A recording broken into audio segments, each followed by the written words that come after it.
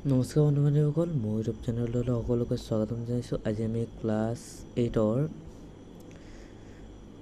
অসমীয়াৰ চতুৰ্থ গোটৰ পৰীক্ষাৰ কুৱেশ্যন পেপাৰখন লৈছোঁ। ভিডিঅ'টো ভাল লাগিলে এটা লাইক কৰি দিব আৰু চেনেলটো ছাবস্ক্ৰাইব কৰি দিব।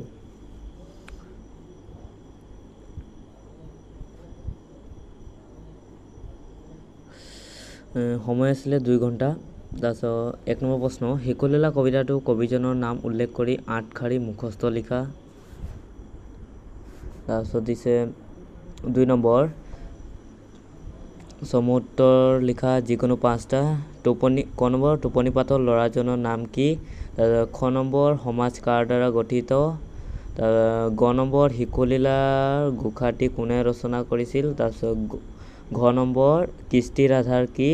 তাৰপিছত হোমী জাহাংগীৰ ভাবাৰ জন্ম কেতিয়া হৈছিল? প্ৰথম নম্বৰ, সংস্কৃতিৰ অন্যতম উপাদান কি?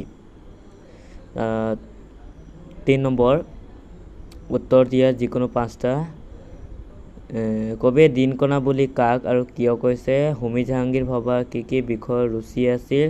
দখনা আৰু চৌবন্দী মূলত কোন কোন জনগোষ্ঠীৰ মহিলাৰ পোচাক?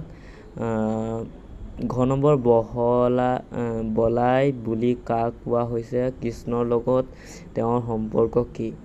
গ নম্বৰ, সাংস্কৃতিক বৈশিষ্ট্যৰ কাৰণসমূহ কি?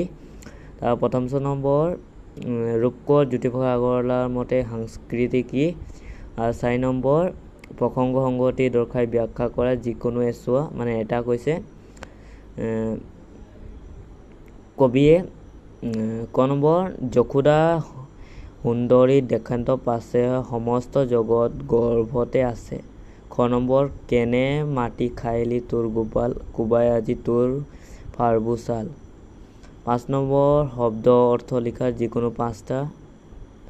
গ্ৰন্থ, শান্ত, বেন্ত, সাক্ষী, খাইলন্ত, তীক্ষ্ণ।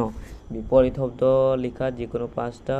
পুত্ৰৰ আই, নাৰী, বুদ্ধি, মৃত্যু, সফল। 7 নম্বৰ, কাৰক কাক বোলে, ই কেই প্ৰকাৰ আৰু কি? তাৰপিছত প্ৰকল্প দিছে 5 নম্বৰ।